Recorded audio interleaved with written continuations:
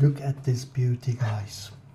If you are a carbonara pasta lover, it is impossible not to.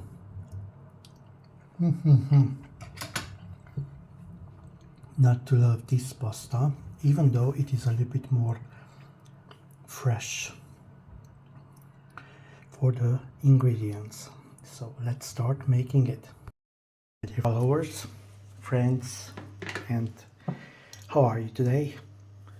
We are going to make a beautiful pasta. I'm pretty sure you have, or many of you didn't know this kind of pasta exists. We need some minced or small cubes cutted bacon.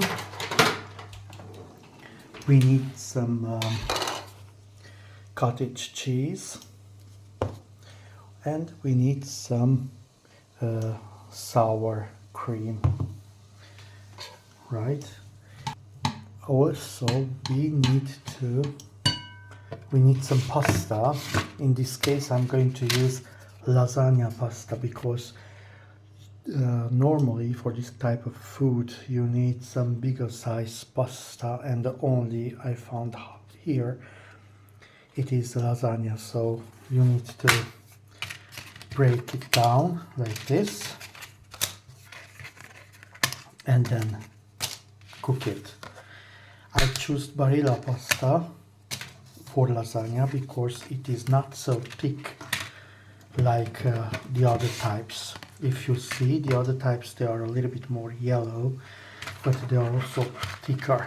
When you break them, they are not breaking so easy, and it is very hard to cook them also. So first I break the pasta. I put already water and use only a little bit of salt because we are going to use bacon cut it in cubes, as you see, and the bacon has already salt, so you don't want to be very salty. That's not going to be okay. So let's see. We have to wait until the water is going to boil and the bacon is going to melt and become crispy.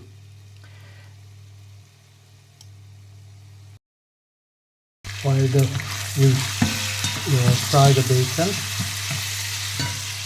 we are going to take the cottage cheese and the sour cream, mix, and we are going to mix them together in this bowl. Also, I break about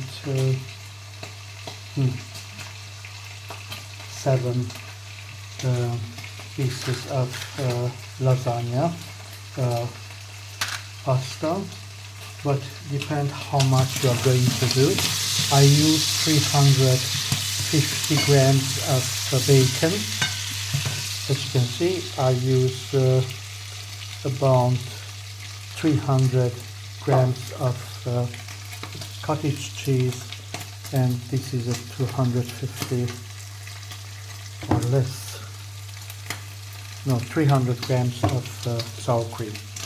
I'm going to mix them here in this bowl, and I'm going to add a little bit of red paprika powder and black pepper. Okay, black pepper and paprika powder, and you can add just a little bit of salt to it, but really be very, very considerate with salt, because you don't want to make a salty food, right? And look at the bacon. However, if you if you're going to buy the bacon from the supermarket, if you don't have real countryside bacon from the farmers, you better cover the pan because it has some water. Yes, unfortunately the bacon will mess around anyway, the normal bacon, but then when you in the shops they add a little bit of salted water or something, then it's just worse. So the water for the pasta started to boil. We add the pasta and we wait for about 12 minutes. This pasta needs a little bit more cooking time, so if we are cooking for 12, maybe 14 minutes, and then we add it to bacon, then in total it will be like about 16 minutes, and that's perfect. So let's do it. Your bacon is already fried at this level, not more. It's nice and crisp, or it has some parts that are crisp, some parts that are not so crispy. That's perfect. We are going to add the cottage cheese and sour cream, black pepper, paprika combo to this, and we mix them and we let it come together on a very low temperature. Yes, we are going to keep the fat we have from the bacon. We mixed well together everything. It looks beautiful, and we let it come together, almost cook, but on a very low temperature. The pasta is cooking.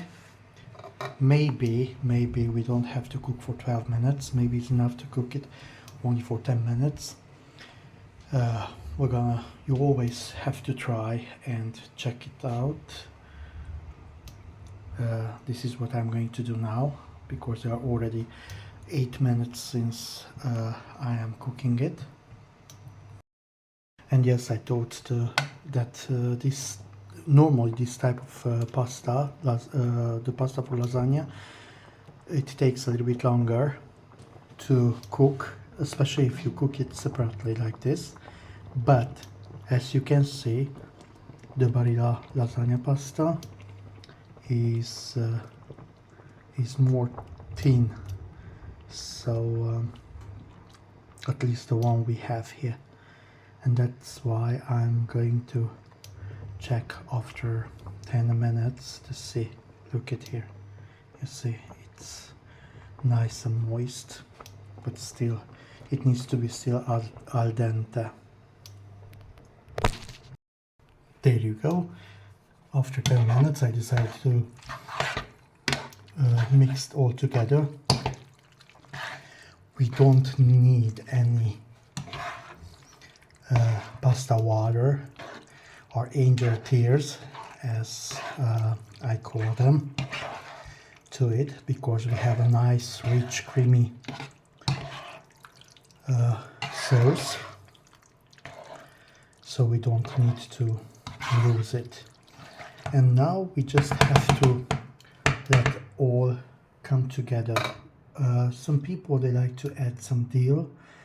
At this point I'm not going to add the dill. You can add the dill later on if you want, or you can add it now.